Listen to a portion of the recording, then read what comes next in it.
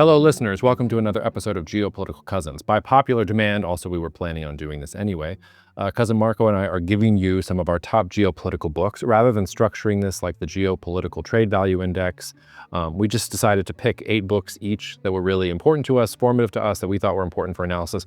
This will be an ongoing series, so consider this part 1 of, I don't know how many. We'll see how many we go, because both Marko and I have tons of books out there. I say this at the beginning of the episode, but ultimately the advice of this episode, if you're asking us, well, what should I read? Just read. Just pick something, because if you start reading a book, like it'll lead to another question, which will lead to another book, which will now you're suddenly living an intellectual life because you're in the world of books and not in the world of scrolling whatever you're scrolling on Instagram, which is fine, by the way. I also doom scroll too. I'm not like Mr. Perfect out here, but try to include some fiber in your diet, some books in your diet. Take care of the people that you love. We'll see you out there.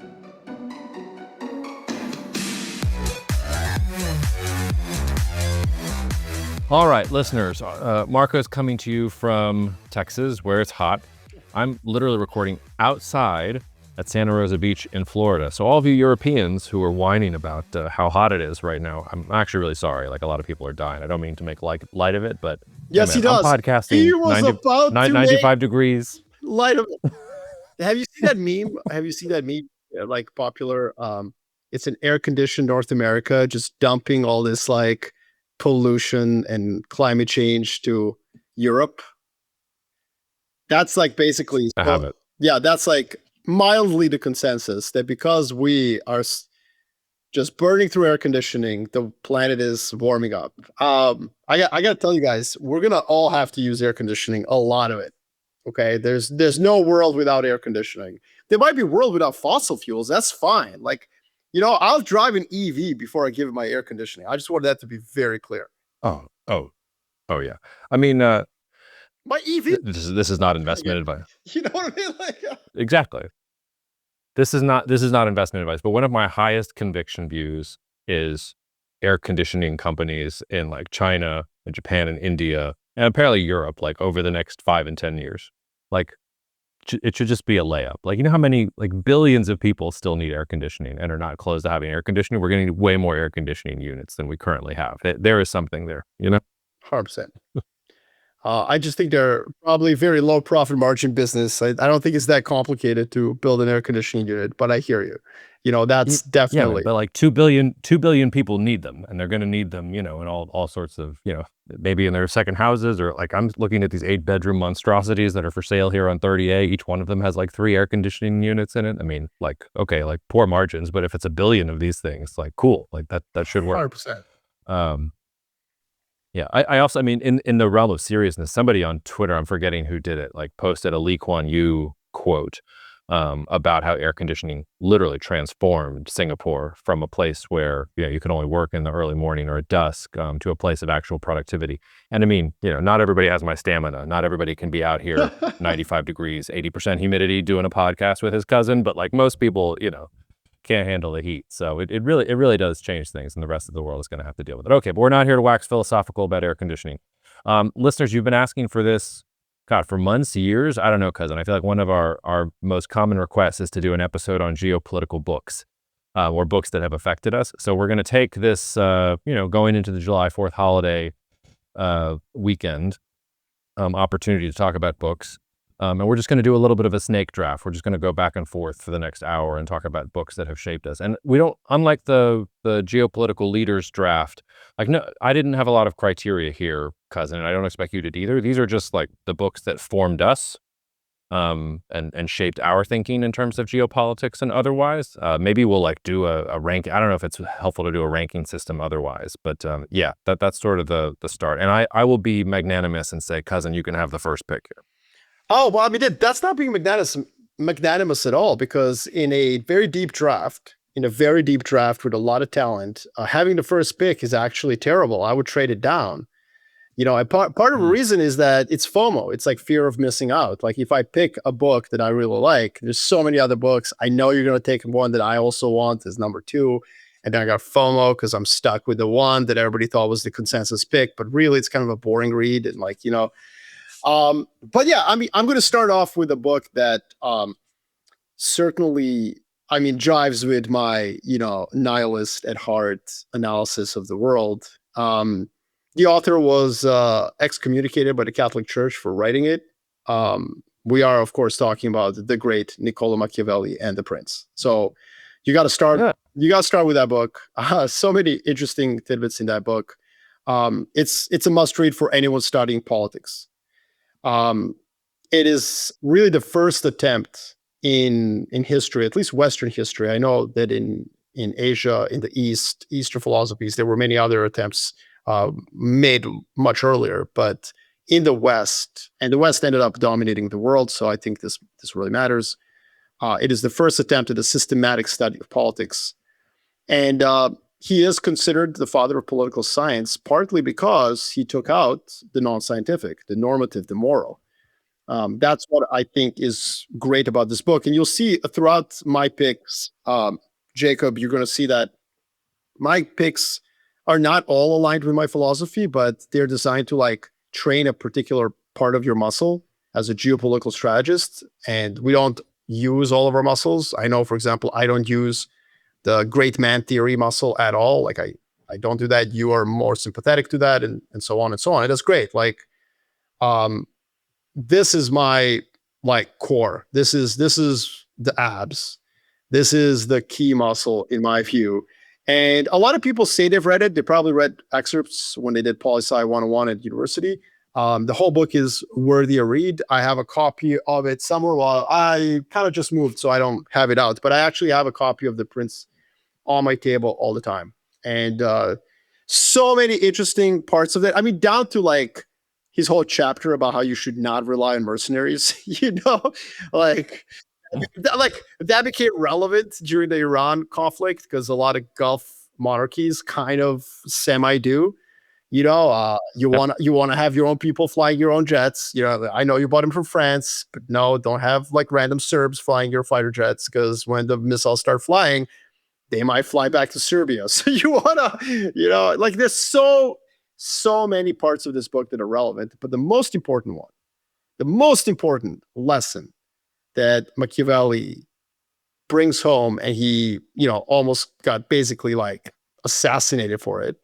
And it is the lesson that leads to the term Machiavellian, is that interests and power are the only currencies in politics and geopolitics, period, end of sentence, mic drop. That's my number one pick.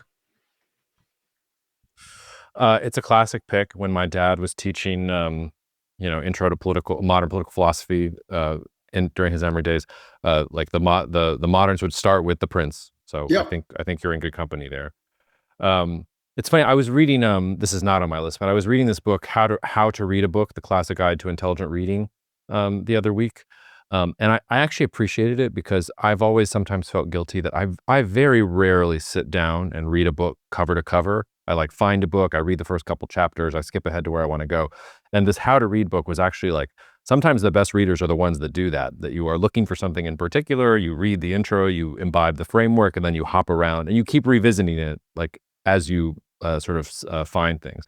So if a book like The Prince is intimidating to listeners, I would say just start somewhere. And maybe I should have begun this in the introduction. Like, often people will ask me what books they should read, and I quote something at them that I heard George Friedman say once, and which I think is really true. It doesn't matter what you read, just read, for Yeah. God's sakes.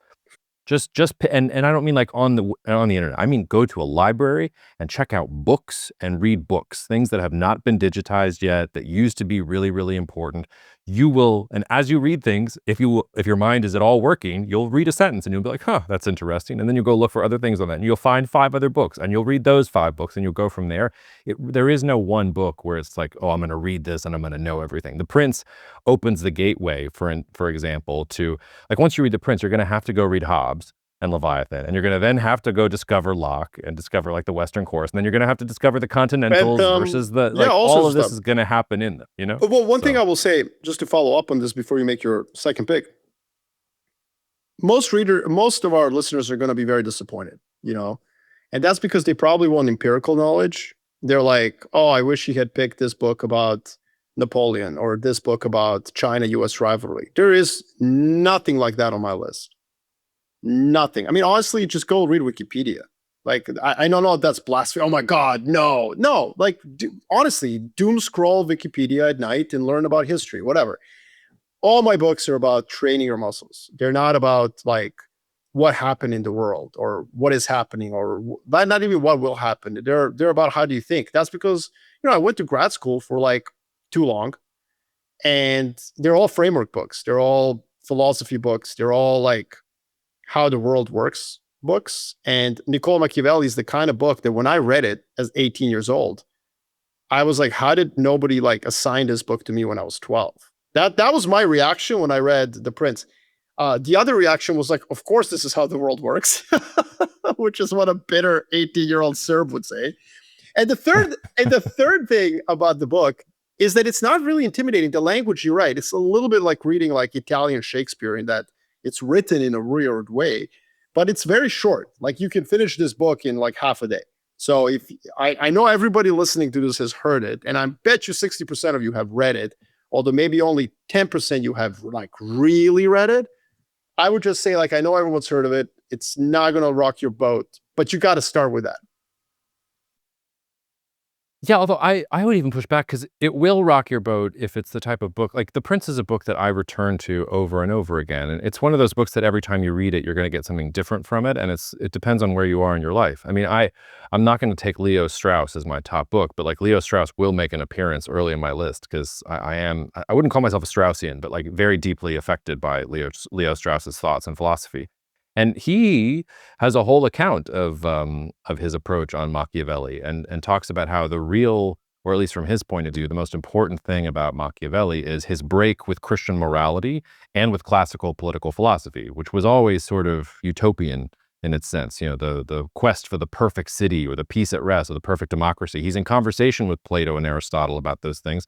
But to your point, he's getting rid of classical morality and he's breaking with the idea that you have to do what the Bible says is ethical or moral in order to be a good leader.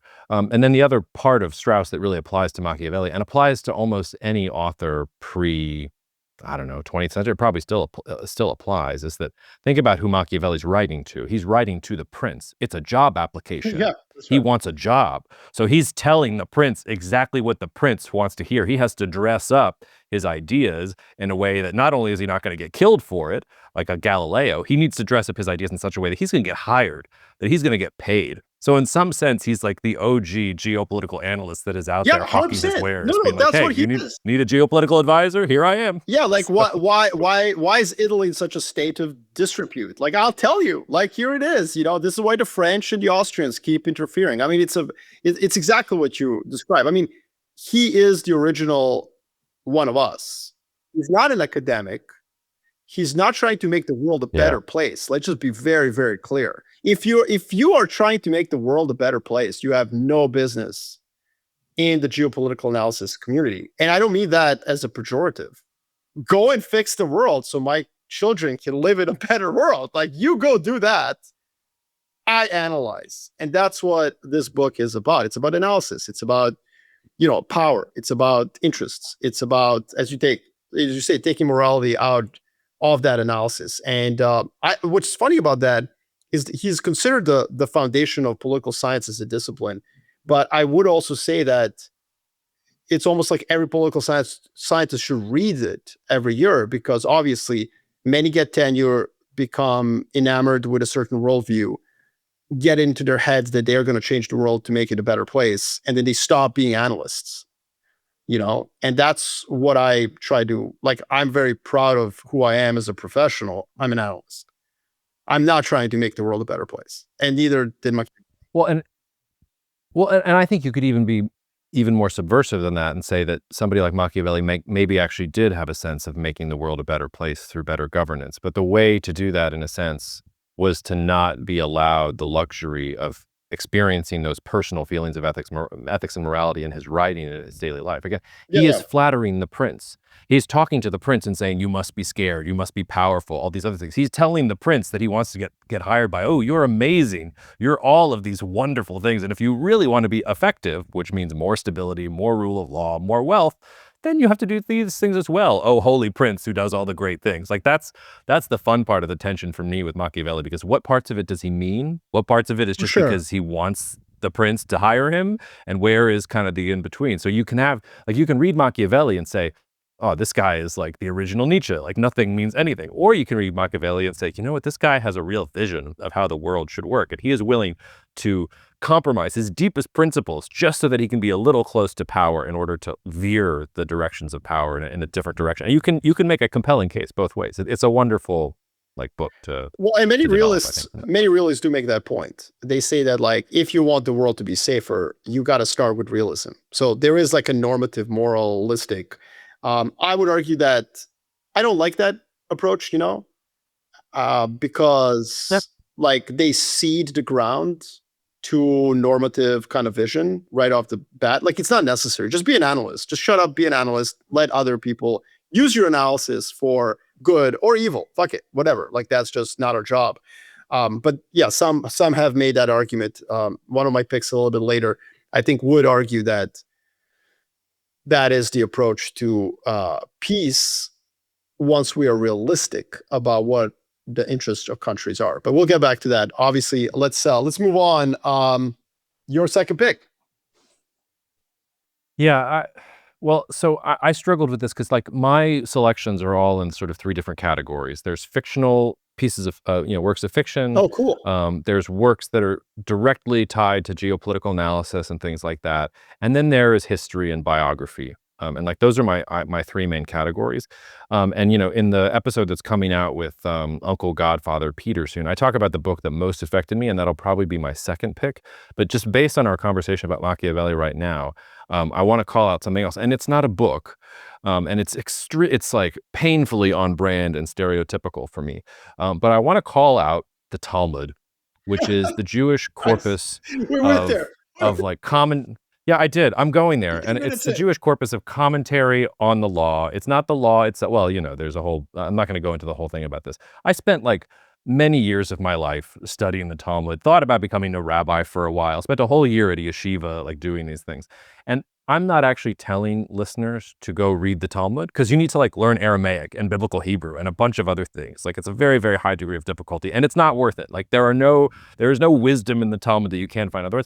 The reason it is so important to me and so critical to me is actually reflected in our conversation just now about the prince. Because that argument we were starting to get into, which is, oh, well, is it realist and normative? Is he secretly ethical, but he's not?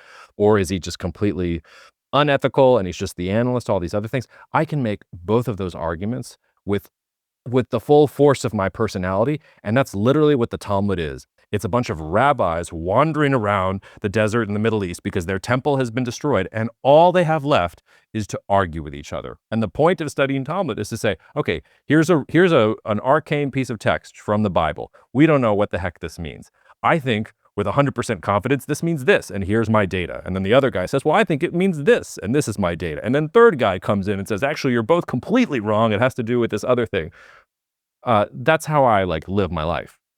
Like it's all about being able to take the complete opposite point of view. So when I say things like I'm a natural born contrarian, like I am a natural born contrarian. I'll give the listeners an anecdote. When I was an undergrad in college, shout out to my friend Maurice. I don't know if he listens to this podcast. He definitely listens to the solo one. I'll have to send this to him.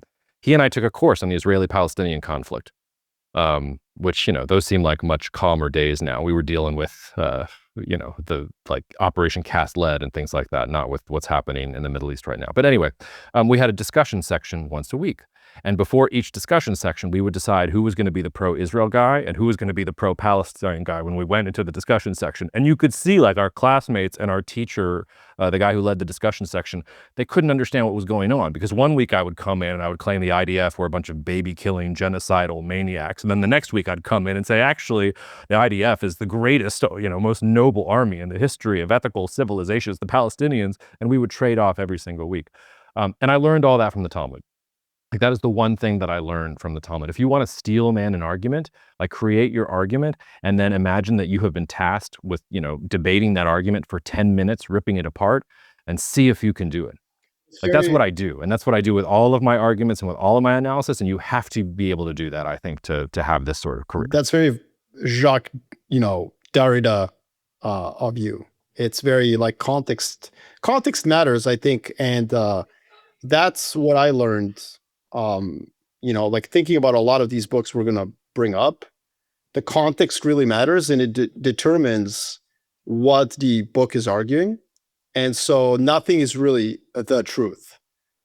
Like obviously all these Yeah. people are trying to get, but your point is like, well, maybe he was just trying to get a job. You know what I mean? Like this was just a job application in a very volatile world of multipolar city states in Italy, like where geopolitics suddenly matters. Politics, good governance, these things suddenly matter because you're not just running a kingdom. You can't do whatever you want. Competition matters. And so the value of geopolitical advice matters because of the context. So that's one of the things that Derrida talks about. But yeah, I like your point. I think that's where the study of religious texts really helps, because Yeah. it's rarely just about doctrine and dogma.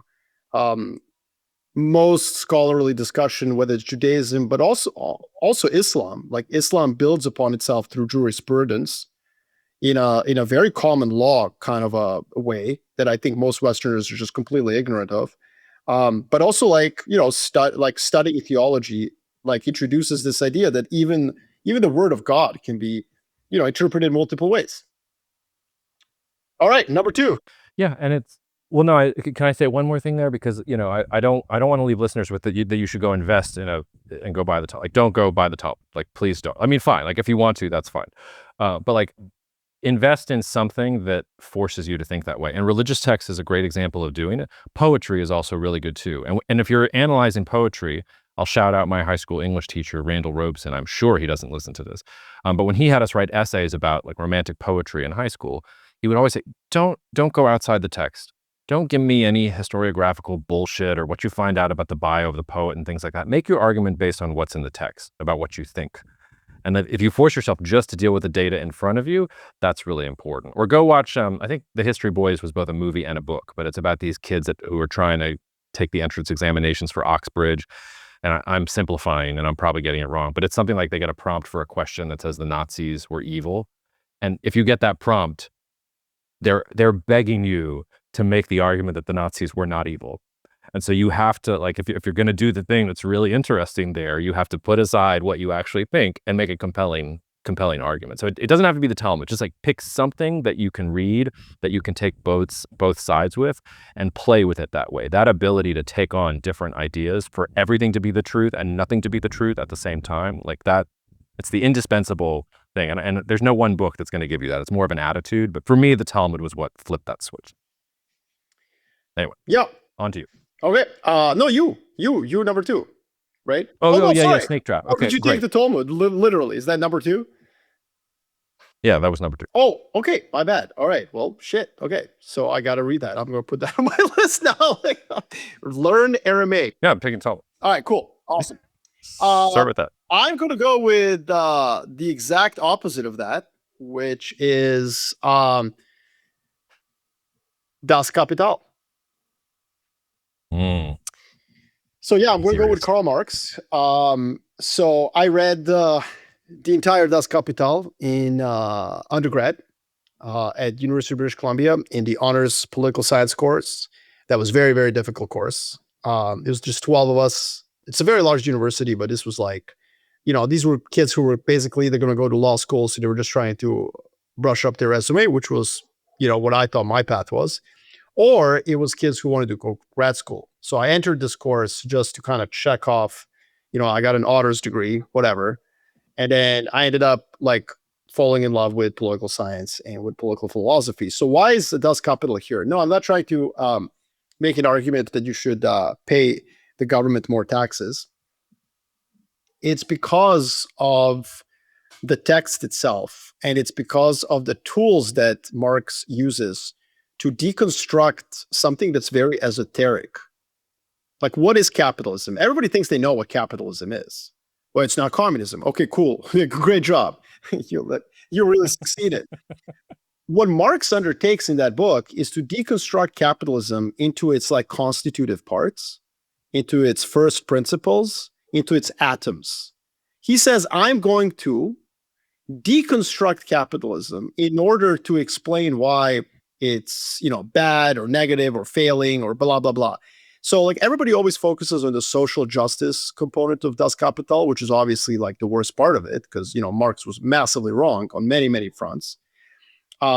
It's the first third of Das Kapital, which is maybe the greatest piece of social science ever constructed on planet Earth. Because to take something as difficult to explain as how do you explain capitalism to kids? Yeah, good luck. Like, how do you do it? He goes into like chapters, like what is price? What is a price? What is surplus value? How does this thing work?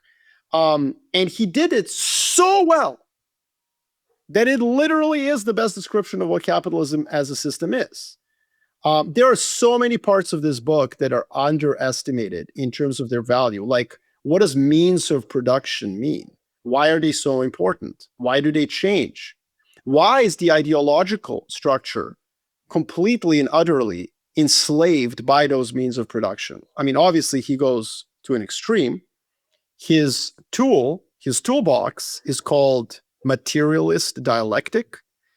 It opposes the Hegelian dialectic, which we don't have to get into. But fundamentally, the difference between me and most other analysts is that I am, at heart, a user of this materialist dialectic, which means that I give primacy to material factors, things we can count, things we can measure, things we can feel, things that impose a physical reality on planet Earth. So what President Trump thinks in his head, I couldn't give a shit about. Not interested. Oh, you think that the IRGC are a bunch of ideological dudes who believe in like blah, blah, blah? Don't care. And that's why I like it. Now, obviously, I'm biased because I think this works. Obviously, his book worked. He identified the failings of Marxism. What he didn't understand is that by identifying them... Of capitalism. Of capitalism. So he was right. He was 100% right. Here are the reasons why capitalism will fail. And then people read the book and were like, oh shit, okay, well, I know how to fix it now. Okay. So redistribution, like Bismarck, literally Otto von Bismarck was like, cool. Okay, so like, all right, so the socialists are kind of right. So I just give workers a pension and healthcare. Okay, like shit, I solved it, And then Marx was like, no. But the point I'm getting at here is it's a tool. Like I don't want you to read the whole book. It's not about his message. It is ultimately about how he uses it to deconstruct an esoteric issue into its constitutive material reality. That's really difficult. It's what I do for a living. And the reason it's difficult is that the siren song of, oh no, but this guy thinks this is just so attractive. It's so nice to pontificate about bullshit like ideology and culture and meaning and all this other shit.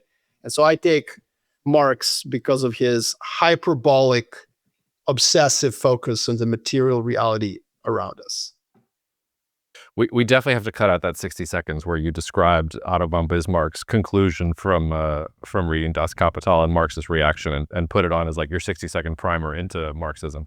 Also, that was the most elegant way I've ever heard somebody describe themselves as a Marxist. What you're really saying is that you're a Marxist. I am. So let's just make that clear to the listeners. I am absolutely a Marxist. I've said that before. Like Marxism, there's two ways to think of Marxism. One is a prescriptive, ideological, like I believe everybody should be equal or whatever. The other one is that it is a tool of analysis. It is a form of historical and analytical approach. Like the operating system is not Marxism because Marxism has so many like negative connotations today. But it does flow off the tongue better than I'm a materialist dialectician. Like what does that even mean? Yeah, I mean, the number of people who know what that means is very small. I think I made it up. In the world, who actually know. I think I made it up. I don't even think it exists, But you know why I like Marxists, by the way? One thing I want to say about Marxists, I love them because they were utterly wrong in terms of predicting where the world's going to go.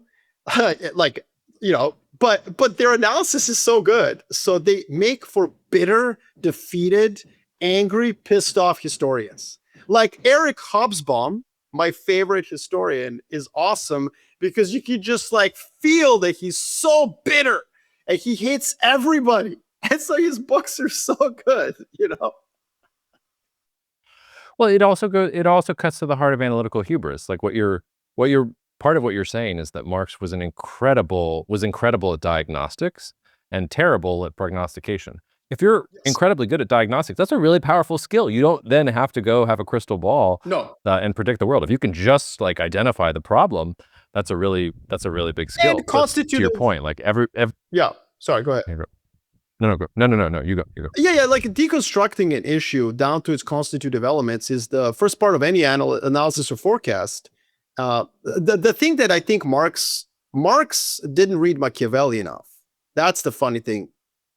What he didn't understand is that capitalists were not idiots. And if you did a good analysis of capitalism and you told them what the problems are, they're not going to be like, well, fuck that. I'm going to continue to extract surplus value until there's nothing left. You know, instead, they're like, oh, so what do we need to do to make the system work? Oh, redistribute. Okay, cool, whatever. Like social democracy is fine with me. I'm still a billionaire, you know what I mean? Like, so that's where I think, because think about it, when Marx wrote Das Kapital, there were no taxes.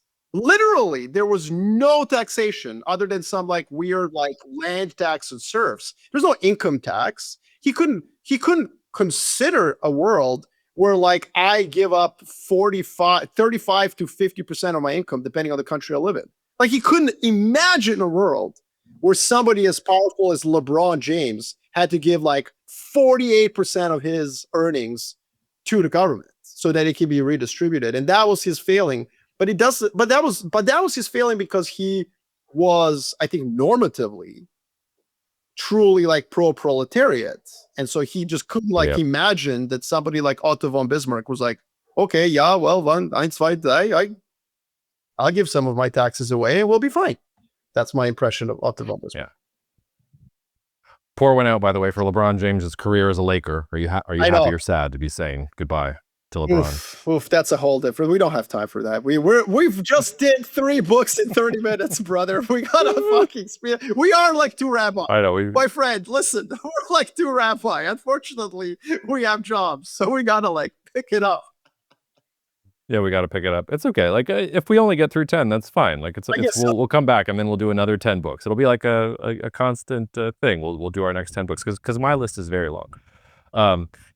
Before I just pick my last one, I just want to say one thing based on what you just said, which is you're right that all of the wealthy capitalists and the smartest people in the world probably were more well-read on Marx in the early 1900s than folks are today. And I've noticed a disconnect between, these tech moguls who think they've read the classics and think they understand the classics, and they very obviously haven't. The most painful example of this was when Elon, I forget, was it one of those British protests that he was at against the British, and he was invoking George Orwell, and he was invoking Orwell in a way that made it very clear he'd never actually read George Orwell, or if he had totally missed the point.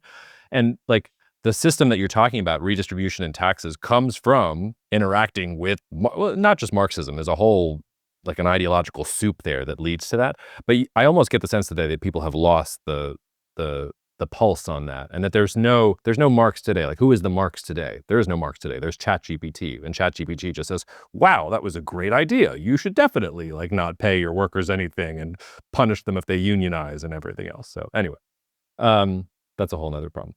I won't spend too long on this one because this is in the Peter podcast that we did. But so usually when people ask me this question, I don't lead with the Talmud. I just felt like this was a safe space. I usually lead with All the King's Men by Robert Penn Warren. Oh, yes. It's a novel that is loosely based on the life of Huey Long, a Louisiana populist politician. Has a lot of similar, well, I don't know, actually. The longer Trump is in office, I think the less the Huey Long comparison actually works. But this was a populist upstart who was probably the biggest challenger to FDR in the 1930s. And if he hadn't been assassinated, U.S. politics might look very different. It's a wonderful book because it's describing a couple different things. It's describing how a populist politician works. It's a vivid description of how a populist politician gains power, how that politician starts with noble ends, and then sort of gets seduced by the system and starts, pursuing noble ends, but through very ignoble ways. And the protagonist is a journalist, reporter, analyst who is also personally tied up in what's going on. So he's trying to maintain objectivity and do his job, but also see what's going on and giving this account. going forward to it. This is the book. It was given to me my junior year in high school. And before then, I thought I was going to be a biologist. I thought I was going to study viruses and things like that. And then I read this book and I was like, no, I'm going to do social science and history. And it Wow. just unlocked a whole door for me. And it's like, I'm probably going to pick from multiple ones in my buckets as we talk about this, but I really think that reading fiction is incredibly important for an analyst, because if you only read the methodological stuff and if you only read the philosophical stuff, you're going to be missing, in some ways, the most important aspect of all of this, which is the human aspect of it. Ultimately, what we're Agreed, talking yeah. about is generalizing rules to understand how humans are going to behave. And that's what fiction gives you. And the best fiction that does the best work for me is something like this book, which gives you the populist politician, the coterie of people around him, the journalist who's covering him, but also the masses and how they get on board with him and how that transforms his power and the relationship between those things in a way that reading even something like The Prince is not going to do it for you. It's just not visceral. It's not emotional enough. And so I really think it's important to not throw fiction out with the bathwater. And I will sprinkle in fiction here throughout. I have a rule with myself where I predispose towards reading nonfiction. But if I've read like 10 nonfiction books in a row, the next one has to be fiction. I have to get my head out of the academic and the ethereal and even the historical and start playing in the world of humanity. And ironically, fiction allows you to do that in an easier way than real life things. So Robert Penn Warren, All the King's Men. I haven't read this. So that's awesome. I think it's really incredible that this changed the course of your career. It did. It made, I don't know what it was about it. I just read it and I didn't want to study viruses anymore. I wanted to study people. Wow. Okay. Well, I have to read it because I have not read it. All right. Oh, you absolutely have to read it, and it's you'll finish it in a week. I mean, it's like, take it on your next plane flight. It's great. Okay. Yeah, and I'm putting all this together so we can actually give this order. So that was number 4 is All the King's Men. My number 5 is a book in social psychology, which I came to very late in life. I didn't really think that seriously about sociology or psychology. I was, philosophy and political science all the way. But this is a compendium of research. So it's not really original research. It's Lee Rost and Richard Nisbet's The Person and the Situation. So it's basically this is where, my, obviously bias methodologically is revealed, and I apologize to everybody. I will offer some alternatives to my way of thinking about the world. But in this book, they really kind of go through a series of experiments that prove that there's real folly in imbuing personality in agency. So as opposed to emphasizing the context and the situation. That's why the book is called The Person and the Situation. So the book makes a very strong point through examples of various experiments that prove this, that the context and situation and constraints are far more relevant to preferences. And this is a really, really, really powerful book if you're trying to do something like what we do, where we're trying to predict behavior. Yes, the human element is very important, and I'm glad number 4 pick is a different style. It's about the human element. Number 5 is that it's not that the human element is not important, is that we as humans tend to react similarly to the same context. And so it is predictable. Behavior is predictable. Otherwise, we wouldn't do what we do. A good example of this is that if Jacob and Marko didn't have their cup of coffee, they're likely to be fucking cranky little bitches, right? That's that's the point. Oh, you haven't eaten, Marko's really testy, oh, he probably didn't have his Snicker bar. So there's a famous Stanford seminary experiment. I would advise everybody to go out and look into this. They describe this. It's one of my favorite things to explain my framework and why I do what I do. Basically, these I guess social psychologists, I guess they are. They took a bunch of young men trying to be priests in a seminary, and they divided them into 3 groups. They told them that they had like 2 hours to prepare a speech in front of some really, really senior leaders of the Catholic Church or whatever church it was. So this is important for your career. Don't fuck it up. And then what they did, these 3 groups of young men, they told him that they had to get to the meeting in like 3 hours across the campus. And as they went to the place where they were supposed to give the speech, there was a person who was in need of help. And this person accosted them and said, "Could you please help me?" And so what they did was this thing where, like, midway through their preparation, group one, they just gave them 3 hours. They were relaxed. They had time to prepare the speech and then go, with plenty of time to get to the other side of the campus. Like 80% of them stopped and helped the person and tried to get them some help. The second group of young men who were studying to be priests, they cut their time in half and said, "Hey, sorry, we made a mistake. You actually have to go now." And in the third group, they said, "You're late." And so 80% of the first group stopped to help, like 50% of the second, and like nobody. And in the third group, these young men studying to be priests are literally kicking the homeless person, like, "Get the fuck off me. I gotta get mine." By the way, you know what the topic they were asked to study was? The Good Samaritan. So they were asked to prepare a speech on the Good Samaritan. Young men studying to be priests, told to prepare a speech on the Good Samaritan, and 100% of them tell the person in need, "Get the fuck off me, I gotta get mine."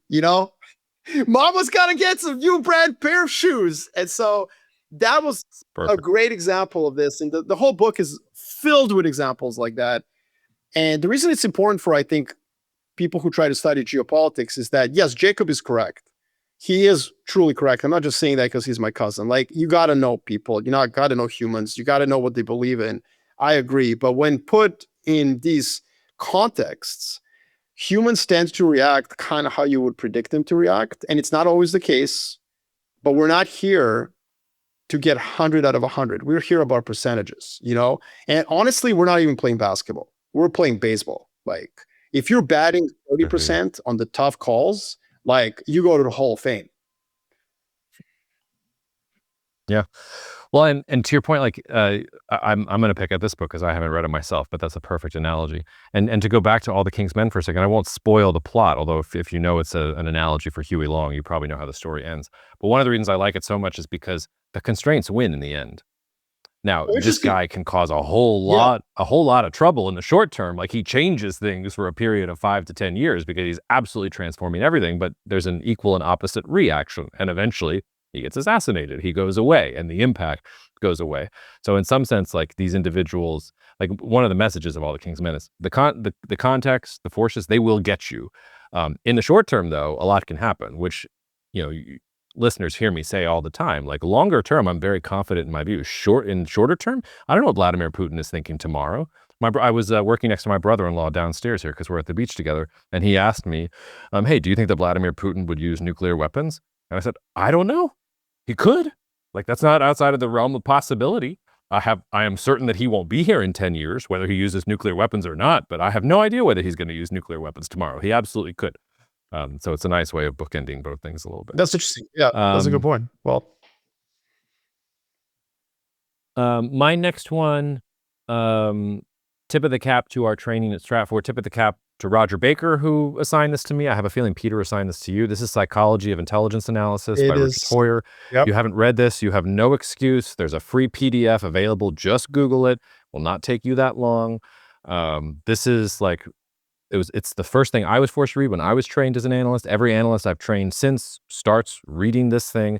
I routinely take excerpts, some of the thought experiments out of this book and use them as the first slide in some of my speeches to disarm the group and let them see that their minds are going to play tricks on them.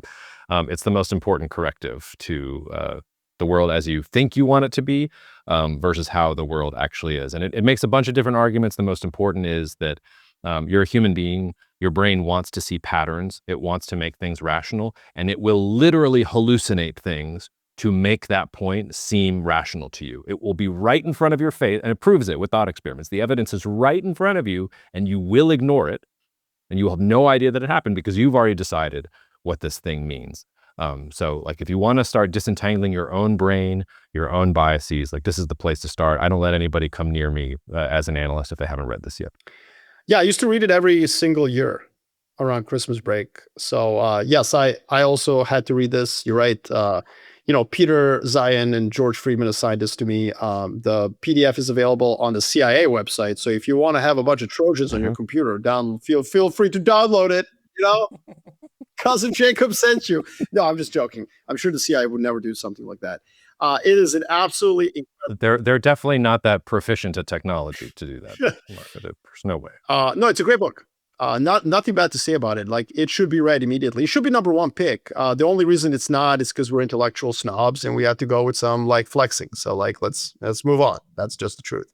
It really probably should be number one because it's just so awesome. And the guy who wrote it basically was like the nerd at the CIA, and he wrote it really as an homage to analysis that was starting to fray at the agency, because their tools to construct the mosaic of intelligence had become so powerful that there was really no need, to do analysis, or so they thought. And the book is really so important, particularly for investors, because what he's saying is in those cases when you don't have the satellite imagery, when you don't have the human intelligence, and you didn't tap Angela Merkel's phone, in those rare occasions when you have to make a decision based on a very few amount of empirical information, like, here are the tools you need to do. So absolutely incredible book. And actually probably something that nobody in the geopolitical intelligence industry has actually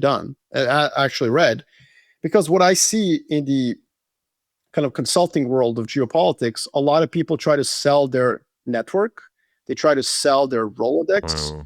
And the problem with that is that no private company on planet Earth, no matter who they hire, they can hire the former CIA director.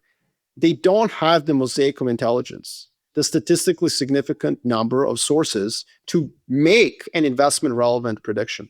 And that's why this book is so critical, because you're going to have to be left with a framework, and you're going to have to use it.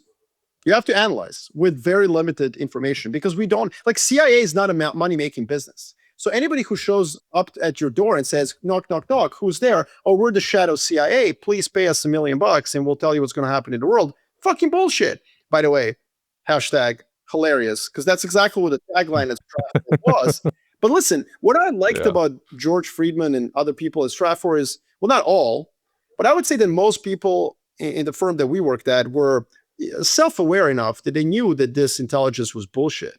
What really came down to was analysis, because you don't have enough sources to be relevant. You just don't. And anyone who shows up, if you're an investor, anybody knocks on your door and says, I got a great source in Venezuela, I'll make you money. How are they going to repeat this process in Argentina? How are they going to repeat this process in Brazil? They have a critical source in every government in every world? Fuck no, no way. It's just impossible. You don't have the reach. That would be too expensive to construct such an intelligence agency, which is why government intelligence agencies obviously lose money. They're not money-making enterprises. It's like that famous line where Gordon Gekko asks Buddy Fox, does your father work in another airline as well? Buddy Fox comes to him with an idea. His father is the head of the union in an airline. Gekko uses that information to restructure the company.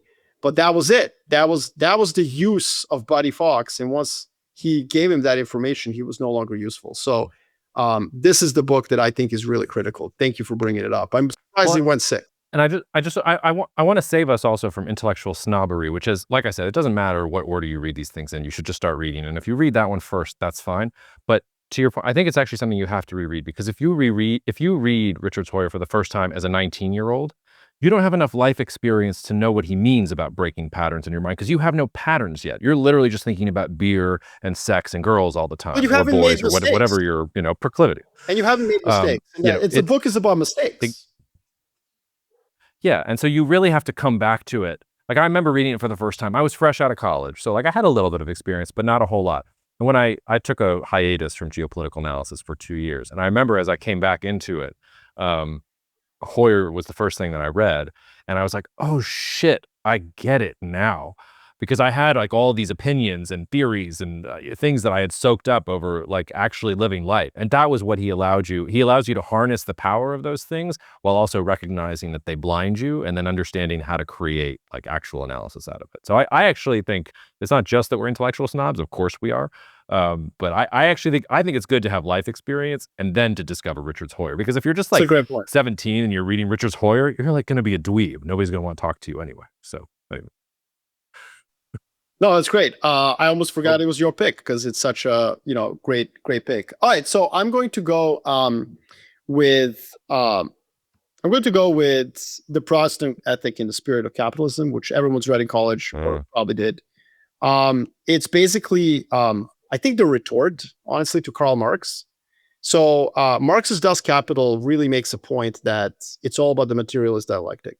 There is no space for culture or ideology. And actually, that's all part of like the kind of hegemony, the Gramscian hegemony that's built on top of these means of production that service the means of production themselves. It's all bullshit, basically. Religion, ideology, patriotism, nationalism, it's all bullshit. And then Max Weber is like, all right, pump the brakes, okay? Like, let's calm down a little bit here. And in his book, he introduces cultural and societal factors that explain economic development. So I think that, like when I was studying political science, like these two were often assigned side by side. And I really think that's smart because they offer two different ways to interpret how the world works. It's also, I think, far more accessible, much better written, and much more interesting than Marx. So like, Weber is not like Marx is really difficult to get through. It is like, it's just, you're just being pounded. Whereas Weber is just like, all right, yeah, it's like Puritanism, crazy. Like you don't know if you're going to go to heaven unless you work hard and are successful on earth. And that is the Protestant spirit behind capitalism. It has nothing to do with anything that Karl Marx is talking about. It comes from the fact that this group of crazy Protestants was basically like, we don't know if we're going to go to heaven unless we prove that we were worthy of it here at home. And that's where the work ethic comes from. So anyways, I thought it was awesome. I don't use this. I quite often reject this way of thinking. But I do think that it certainly has a place. And as I get older, I become less and less parsimonious and homogeneous in terms of the framework I use, because obviously I've gotten my face melted by wrong forecasts that like hung their hat on just a single framework in a single tool. Yeah, I mean, this is, I don't know if he's your boy. He certainly is my boy. My boy, Christopher Hitchens, may he rest in peace, started his early life as a Marxist, and then talks later about how, he went away from Marxism. It was always there. It was always in the background. It was always formative. But he sort of paraphrases Churchill, which is like, if you're still like a dyed-in-the-wool Marxist at 50, like something's wrong with you. It's the sort of thing that you get enchanted with, the normative part of it, that you get enchanted with when you're a young person. And then as you get older, to your point, you start mixing in other tools. I love Weber. It's also, he's a great one to pick and choose things for.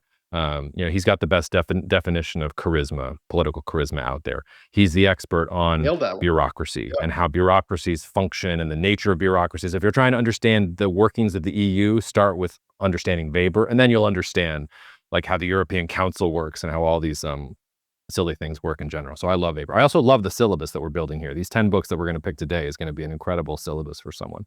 And I love that you and I are like picking very different things. So it's actually sort of a nice point, counterpoint. My next one, I have trouble. He's only written 5 books, and I have trouble picking any one of them. If you have to pick one, it's The Master of the Senate. But I'm going to invoke the great Robert Caro, like biographer supreme. By the way, I know that you always like to thank our Lord and Savior Bill Simmons. As we all know, I'm kind of a Russillo guy myself. And Russillo just started reading Robert Caro like a couple of months ago. And God, listeners, I need you to tell Russillo to listen to this podcast so that I can get on his podcast with him and talk to him about Robert Caro, because I am obsessed with Robert Caro, the way that 14-year-olds who are obsessed with Harry Potter. I am desperately, desperately waiting for volume 5 of the LBJ biography, and I need Robert Caro to stop giving interviews to C-SPAN and getting distracted. He's like 80 plus years old now. Robert, get to work. I don't want this to be a William Manchester situation. I need volume 5. You don't have time to be wasting, okay? Like, get on volume 5. This is the capstone. This is the Vietnam book. Like, I need it there. He has 5 books. One book is the biography of Robert Moses, who is the reason New York City looks the way that it looks today. His other books are a series of biographies on Lyndon B. Johnson. And he, describes himself, he's a biographer, these are biographies, but he's really an analyst of political power in the form of individuals. And he's understanding how individuals exercise power in democratic society. And if you have to pick any one of the books, I say Master of the Senate, because it is so excellent at explaining how U.S. politics works and how a figure like Lyndon B. Johnson was able to marshal U.S. politics to his own means for a couple of years in a way that nobody else could.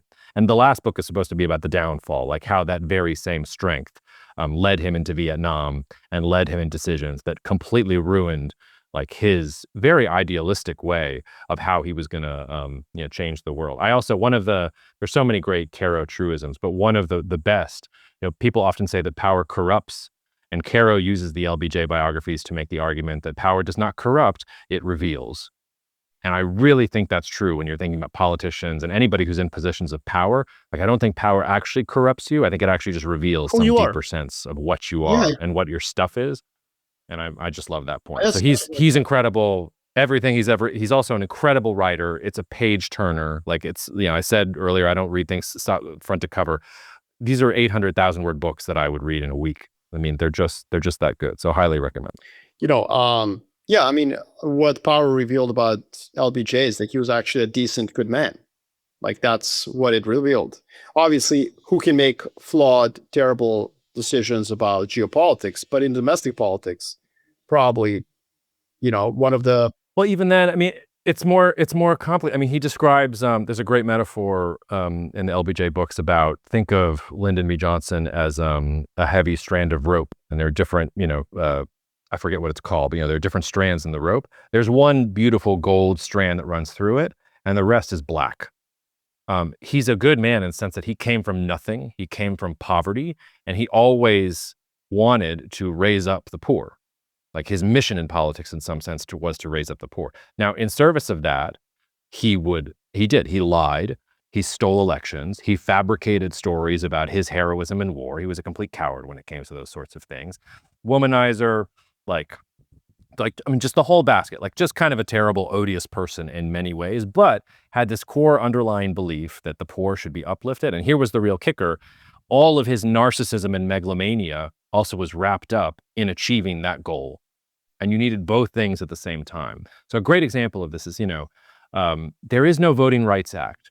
There is no swift movement, reaction to in the 1960s, like, Kennedy was trying to get there and he couldn't do it. For years, Lyndon B. Johnson is holding back legislation on civil rights because he's the head of the conservative Democrats who want to hold back the tide of progress. And then he becomes president, and it's basically, those guys, the Southerners, are looking to him like, aha, we finally have our guy in the White House. He's going to block civil rights. And LBJ is like, psych, what do you think all of that toil was for? I'm ramming civil rights down your throat. I hope you enjoy it. Whereas Kennedy wasn't willing to do that. Barack Obama was not willing to do this either. Like, Obama, if he had read LBJ, might have understood that when he had both houses, that first year of his presidency, he had a real opportunity to do something. He wanted to be liked. He wanted to be nice. He wanted to be bipartisan. LBJ was like, fuck that. You are going to do what I tell you to do now that I've gotten to this position of power. So anyway.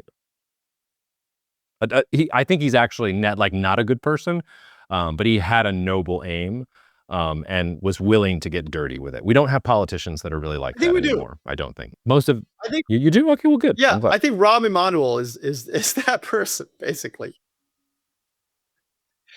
Like, he's like, all right. If LBJ was in Entourage, that's basically Rahm Emanuel. It just comes off that way, but we'll see. Rumors are he's considering running for president. All right. Good for him. My number 9 pick, you maybe feel all insecure because you're picking fiction, and I'm like, oh man, like, I gotta pick fiction now. And I was thinking, like, what should I pick out of all the fiction I've read? And I was like, oh man, you know what would be great? Like, I'm going to throw some Marquez in there.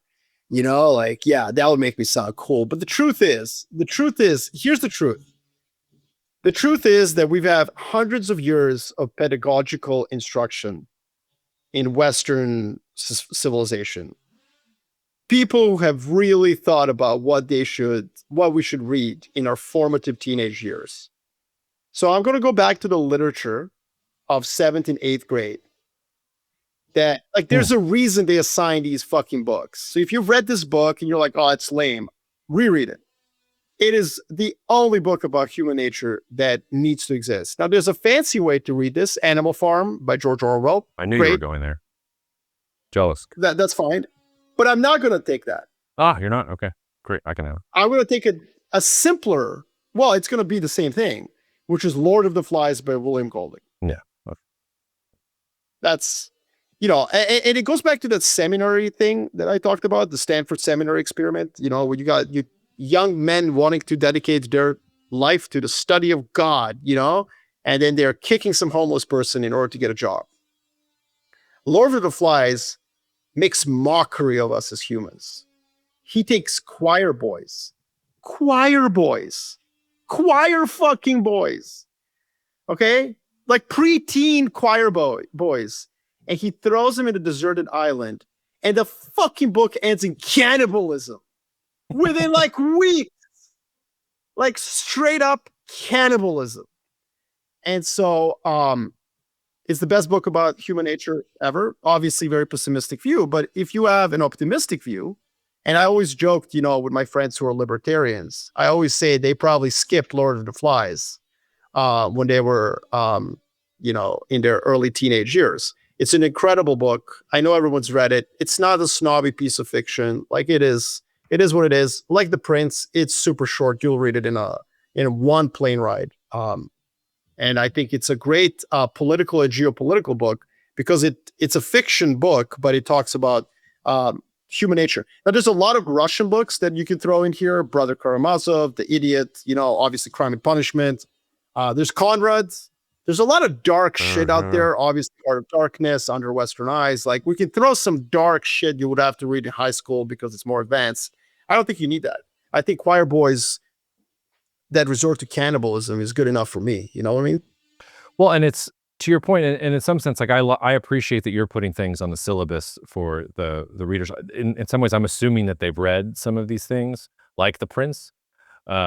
But like Lord of the Flies is basically your gateway drug into Hobbes. Like, this is what the state of nature is. It's just in bite size so that you can understand it as a child, so that you don't have to work through Hobbes's incredible English. Now, if you went to a good school and you read Lord of the Flies in middle school, when you come across Hobbes, hopefully in your first couple of years of university, you will understand Hobbes because like it's I understand like what this is getting at. So like all of these things layer on top of each other. So I think it's great. I'm going to zag here and pick my first, because I've done some methodological stuff and some fiction and some history. But I'm going to take now sort of from straight geopolitical land and say, you got to read Hans Morgenthau's Politics Among Nations. And I'm picking this because George Friedman himself once said to me, Jacob, like, I'm very smart, but basically all of my geopolitics is derivative of Hans Morgenthau. If you actually read Politics Among Nations cover to cover, like I popularized it. I took the best bits and I made it relevant, but it's all coming from Hans Morgenthau. And he is the great synthesizer, I think, of geopolitical analysis. He was there in Germany in the 1930s and 40s. He's around when geopolitics as a discipline is coming up. He's in some sense burned by it. He's disillusioned with it and disenchanted with it, the way that it was abused in different ways by different governments that made it less about analysis and more about social Darwinism. But it's basically the textbook on how to do political analysis from start to finish. And it's a tome. It's a textbook. It's hundreds of pages long. You're not going to sit down and read Politics Among Nations start to finish. But anytime, like if you're just starting to, do an analysis of, something in international law or a multilateral body, or what does multipolarity mean? What does bipolar? All these words that we're using all the time. Just go to Politics Among Nations, go to the index, find the page that he talks about that thing. It will be there, and you will have the breakdown of what that concept means, basically since 1850.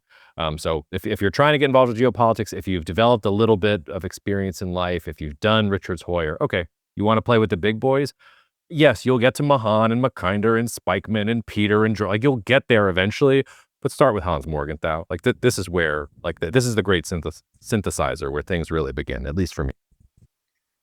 I guess Morgenthau is to Friedman what Mearsheimer is to me. So I'm going to give you my, counter to what George told you about he's taking bits and pieces of Morgenthau's. I think Mearsheimer's The Tragedy of Great Power Politics would make my list for everything exactly the same reasons you outlined, except it's much easier to get through than Politics Amongst Nations, which I've read. And it's extremely well written. Mearsheimer is funny and he's cool and he talks about history in an accessible way. He's also a friend and he very kindly read my book and is on the back of it, which there's a bunch of people on the back of my book that I'm obviously very proud of, but he is actually the most proud of because to be able to have a conversation with, Professor Mearsheimer and to have him listen to you and say like, oh, I've never considered that. That's a really cool point. I don't agree with everything in the book. It doesn't really matter, obviously. Who cares what I think? It's a great book. And the 2014 edition talks about China and how US and China would be at each other's throat. So he absolutely nailed that forecast at a time when very few people were making that forecast. On the other hand, he also has a very negative view about the future of Europe. I think he overemphasizes nationalism as I think Mearsheimer's blind spot is that he thinks nationalism is something that's just real, just like George Friedman as well. And I don't think that's where they're making a mistake. I think that they don't understand that nationalism is something that can be dialed up and down depending on the context. So it's not an independent variable. And so, that's where I would kind of disagree with some of his forecasts that didn't work out. I would say that maybe is the blind spot, but it's a great book, great intro. And that's my kind of counter. Well, it's not even a counter. I believe that Mearsheimer himself I think he calls out Politics Among Nations as one of the most important works of realism, 100%. of political realism in the 20th century. So they're very much in conversation with each other. And it goes back to you won't be seeing any constructivism offered here by Jacob and myself. I mean, partly because it's so difficult to read. A lot of it is just so far up its own ass. It's eating breakfast twice, quite frankly. Not to say that it is wrong. Norms and values do have a role to play, but I would then revert to my Marxism and say in the defense of some Gramscian hegemonic role. So that's what realists are far more aligned with Marxists in a methodological sense than they are with liberal internationalism and constructivism. And part of the reason is that, norms and values, they matter, they enforce themselves, they're clearly there, but I would still lean towards, 60 to 80% of it has to do with power and a hegemonic overlay over a particular system. Anyways, that's now we're up our own ass and eating breakfast laws. No. What's your we're not. I think we should both pick one more, and then we should just come back to this as a recurring thing because I have 30 more books. I know, but we can't pick just one more because then we had the 13, and that'll just be bad luck. Okay, so two more. We've got to pick two more. Two more each. Okay, great. That's actually very helpful for me. That's wonderful. Okay, the next one I'm going to pick is a corrective for those who think they understand China in some meaningful sense. And this is where, if you want to learn something, you really need to go read some history about it before you decide that you're going to be an expert on it. If you are out there and you're talking about China, but you have not read Jonathan Spence's The Search for Modern China, be quiet, go on Amazon.com, order Jonathan Spence's The Search for Modern China, read it, and then come back to me. You can start in any place. There are so many Western analysts and English speakers who, like me, don't speak Chinese and don't have access to a lot of the great works of Chinese history and Chinese analysis. Jonathan Spence is the best English historian, English-speaking writing historian about China in general. And if you want to try and at least situate yourself, at least understand some small percentage of what's happening in modern China, what historical antecedents are there, what Xi Jinping means when he's calling out particular episodes in Chinese history, you just have to read this. These are the basic building blocks of understanding Chinese history. And it galls me so much. So many geopolitical theorists think think that China begins with the People's Republic of China. It doesn't. This is a very, very small blip in Chinese history and modern Chinese history, everything else. So if you're looking for the shortcut, this 700-word book on Chinese history is the one that you're going to have to read. And then like you can start to play with these things because it's going to bring up episodes and concepts that are going to make you look in other different places. I think we would have a much richer and deeper understanding of China if, for instance, if every single person in the US government was forced to read this book before they said anything about China. So read that book. Yeah, no, I read it cover to cover. Great book. I'm glad you put something on this list that's, I mean, the problem is it's all written by a Westerner. We're obviously both, English-speaking Westerners who were educated in the West. And so apologize that this book is very homogeneous from that perspective, but it's just, if we put some like Chinese philosopher, like we would be basically faking it. So instead, you put this book, which I think is probably the one I would put as well. Obviously, everyone has to read that when they start their journey into understanding China. So that's great. I'm going to put the book, I believe that these guys got the Nobel Prize for this. Yeah, 2024 jointly received the Nobel Memorial Prize in Economic Science, which is incredible. Because I spent my entire life which was very short in terms of being a political scientist, really mad at the discipline of political science because everyone tried to become an economist. And then in 2024, the economists recognized that they should have been political scientists from the beginning.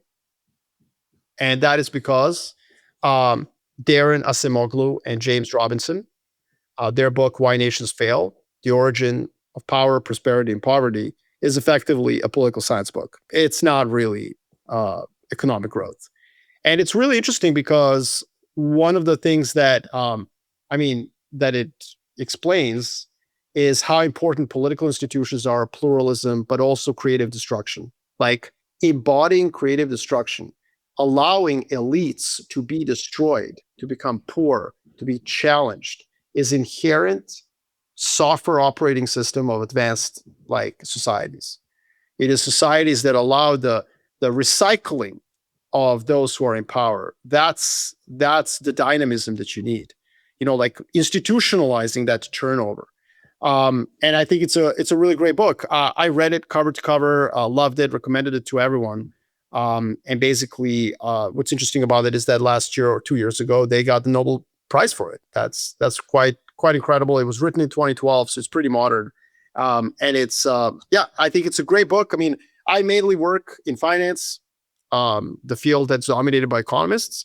And so this was interesting because when I joined finance in 2011, this book was just published and I kept referring to it like, hey, look, there is a room for someone like me in this industry.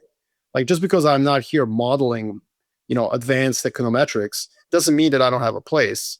And then, 12 years later, in 2024, it wins the Nobel Prize in economics. So Why Nations Fail, great book. Okay, I'm going to round out my list here with another piece of fiction, just to give listeners, if you're looking for something to read over the holiday. And I think we should come back to this. Like, let's do another 14 in like 2 or 3 months because I haven't even like gotten into the meat of my list yet.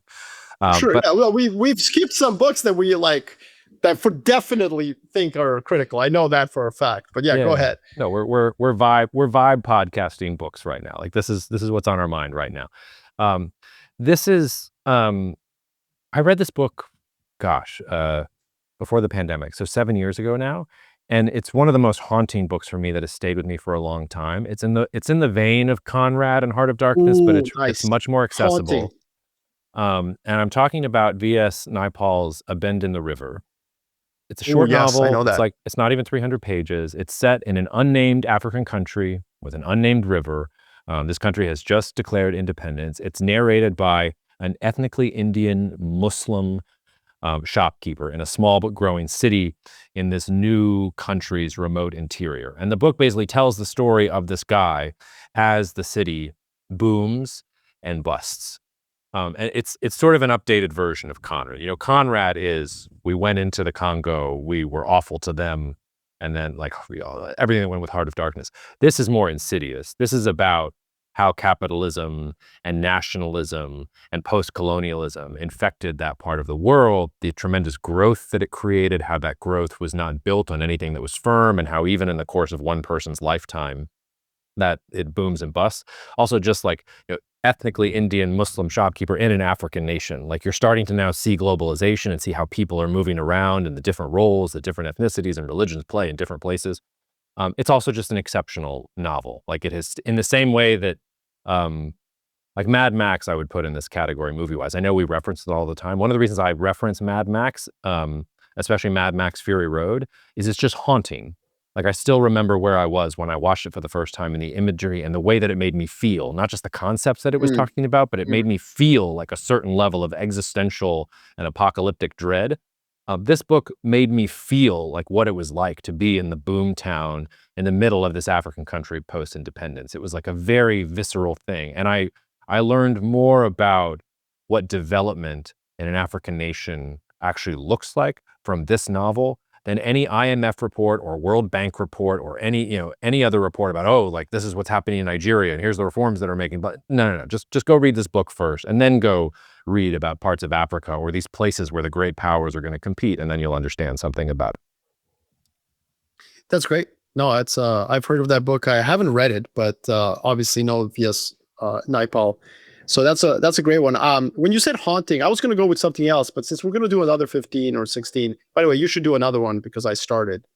Um, so I'm gonna my last pick, the 15th pick, and then we can do another 16 soon because I definitely kept a lot of them off that I want to Mhm. talk about. But you triggered something when you said haunting. I read this book and it was the most haunting book for two reasons. It describes the last year of Hitler's Germany. It's Mm. by Ian Kershaw, the great Hitler historian. And it talks about basically the period between the failed 20th July plot to kill Hitler and the end.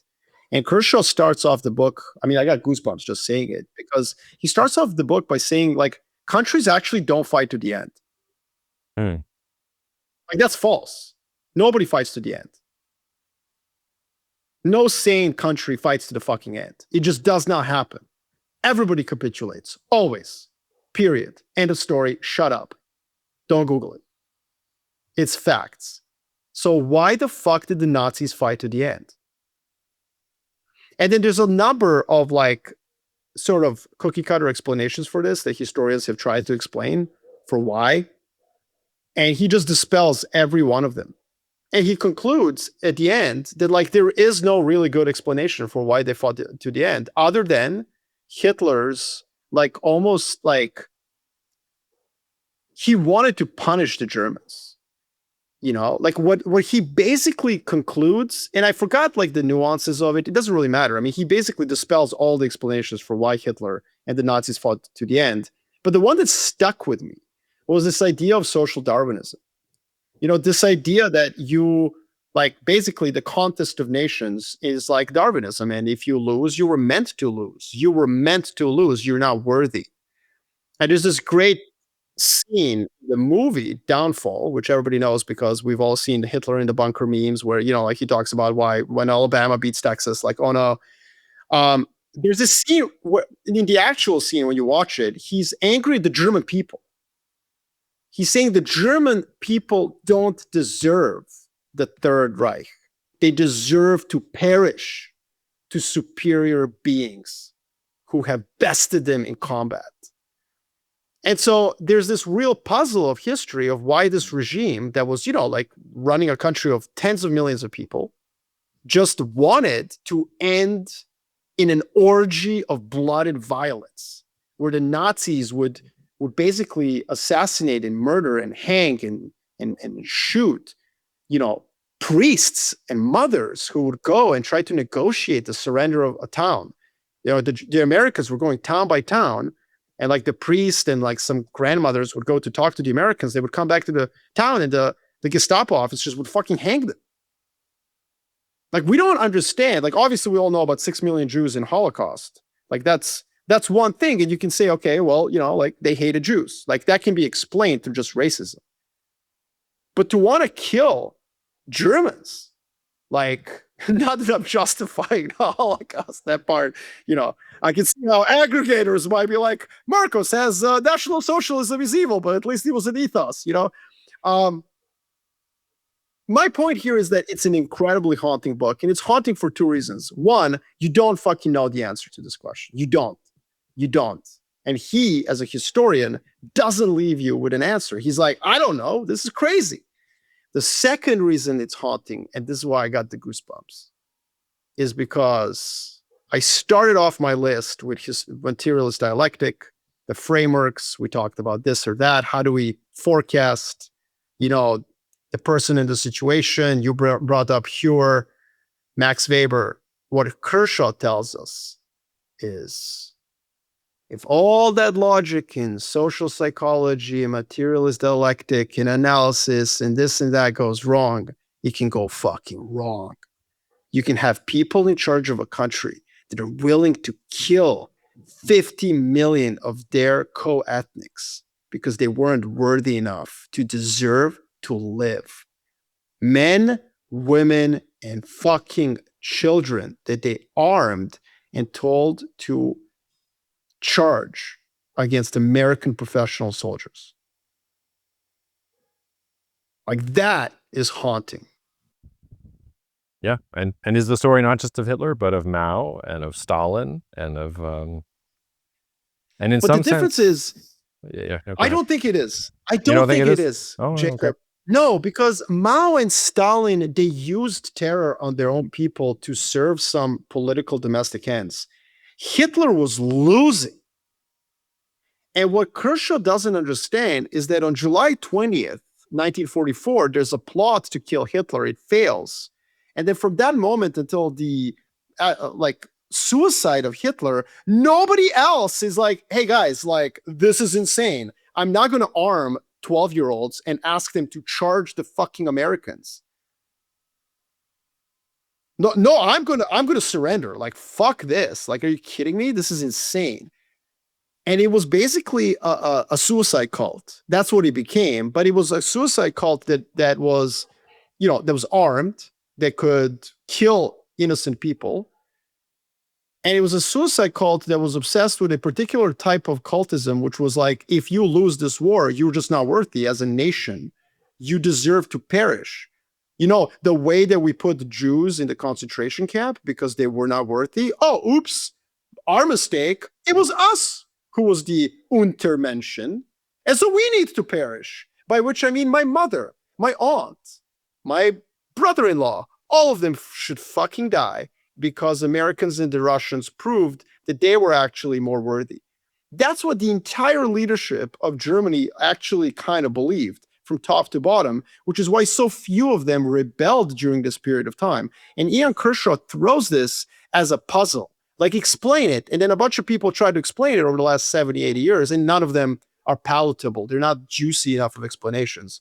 And then Kershaw basically says, like, yeah, like, this is a puzzle of history. I happen to be a Hitler historian, and I'm telling you, this is really difficult to explain. And again, the reason I bring this up is because I think this is such a huge error of analytical framework, rational choice theory, materialist dialectic, behavioralism. All these tools we have to explain, to forecast the future. Like, I'm just saying, like, if Marko Papic was out there working in the government in 1943, I would have been like, don't worry about it. Like, once we put enough pressure on the Germans, hey, we'll send somebody to negotiate and we'll be fine. This will be over quickly. And then suddenly there's 12-year-olds charging with bayonets. Crazy stuff. And that's why I bring it up here. I bring it up here as a dose of humility. Plus, it's an incredible read. And Kershaw is a great writer and great historian. So. All right. Should we end it there, or am I supposed to pick one more? I think one more, just to keep it symmetrical. Okay. 8-8. I could go in a bunch of different directions, but I'm going to close with this one. I'm going to pick. It's funny. You front loaded your philosophy and more academic stuff, and I backloaded mine. This is Thomas Kuhn's The Structure of Scientific Revolutions. Oh, of course, the best. Yes. It's one of the best-selling books of the 20th century that nobody realizes. If you have used the word paradigm you are dealing with an idea that Kuhn literally invented, and you don't even know it. And I mean, there's a lot of insights in here, and he was very controversial and still is controversial in some ways. One of the key arguments of the book is that scientific progress does not happen linearly. It's not like you have advance, and then boom, suddenly we have an advance. It's actually, the groundwork for the advance is out there. There are people with competing ideas and different ideas, and even some people who eventually turn out to be correct are considered heretical in their time. And then boom, you have a paradigm shift, and the new scientific progress is accepted, and the old one is thrown away, and it all becomes obvious that it was obvious that this was going to be the next thing. None of it was obvious at the time. So it's about the way that science works. And it's controversial. Like I almost did a history of science degree in college because I got so interested in these sorts of things. But I think it's a really interesting tool to have in your toolbox, especially as you start thinking about AI, about drones, about robotics, about all these other technological revolutions and scientific revolutions that we're living through right now. If you're doing geopolitics, you have to have your finger on the pulse of those things. And that doesn't mean that you have to go and get a PhD in biotech, or that you have to, understand science in this deep, meaningful way. But it does mean you need to understand how scientific progress works. And you do need to understand how innovation and technological change and scientific change happens. And then aside from that, just the actual mechanism of the argument itself, like paradigm shifts rather than linear increases of knowledge over time, you can apply that in lots of different ways, especially I think when it comes to markets. I think markets don't function linearly, right? Markets do a bunch of stuff and then boom, everybody decides some new narrative and markets react immediately. So you can apply it in lots of different ways. This is one where you really only need the first 2 chapters. If you want to be an overachiever and read through the end, be my guest. But if you look at my copy of it, it's not here, but when I'm at home in my office, it's one of the books behind my head usually. The first 2 chapters have all the little sticky notes sticking out of them and all the I got through the end, but it's really the arguments in the first chapter or 2. And Honestly, it's indispensable, I think. Honestly, Jacob, I think this is an NBA all-teamer picked at 16. So I hate that you picked this book because you fucking crushed it. This should have been in the top 4, top 5. And here's why. It's not because of actual technological progress, I think, that you are emphasizing, although that's fair. It's his point is that well-meaning, reasonable, highly educated men and women will perpetuate a paradigm that is no longer useful. They will create clubs, they will create certifications, professional epistemic communities, and it will all be logically internally consistent. So what he uses is this idea, the Earth was center of the universe. He shows how the people who perpetuated that system developed extremely advanced mathematics. I mean, mathematics we still use to today to try to explain how everything was rotating around Earth. Incredible amount of knowledge was produced in order to perpetuate this idiotic paradigm. And then the paradigm collapsed. So same in the progress of physics. Everything is self-contained rational. It makes sense. Just math, for God's sakes, that proves that this is logical and elegant and parsimonious. And then usually some complete kook, some total outcast outlier comes in and says this is all wrong. And think about Einstein, who was famously a terrible fucking mathematician, who worked in the patent office. What great university did he fucking teach at? And he's oh, look at that tram in Bern. That's weird. So the reason I love this is because, of course, I think to be successful in this field, it's very difficult to come from the CFR society. If you're listening to podcasts and you're wondering why our podcast is great, and my good friend Jim Lindsay's CFR podcast kind of sucks. No offense, Professor Lindsay, love you, but oh fuck. It's because it's very difficult to be in that kind of establishment paradigm when the fucking world is changing. In the 1990s, the establishment paradigm was great. Humanitarian intervention in Yugoslavia. Yeah, let's go save people. That makes sense. But fast forward to 30 years, the paradigm is different. And you need some dudes working in a patent office in order to create a new paradigm. And I think that's what Kuhn really nails, is this idea that every paradigm is actually, it's underpinned by mathematical elegance, by empirical evidence, and by well-meaning, educated people who think that they're doing the right thing. You know, that's the point. It's not that it was wrong. It's not that any one of these systems was necessarily, for their time, they made sense. And then the anomalies start to gather.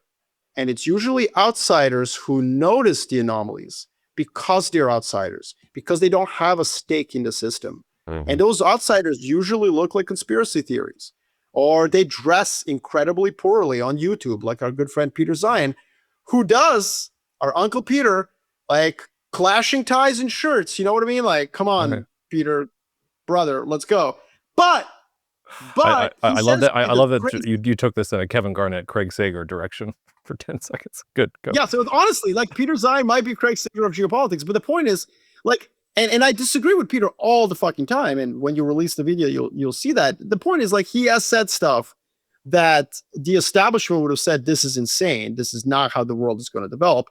And yet it did. And that's because you kind of sometimes do need somebody who works in a patent office, not at like Heidelberg University or Harvard, in order to create a new paradigm. Amen to that. All right. Well, so there's 16 books. Yeah. Jealous. Oh, that's 16 picks. All right, let's do another 16 very soon, because they're I'm definitely like just itching to get at least 10 more into here. But yeah, awesome. All right, sounds good.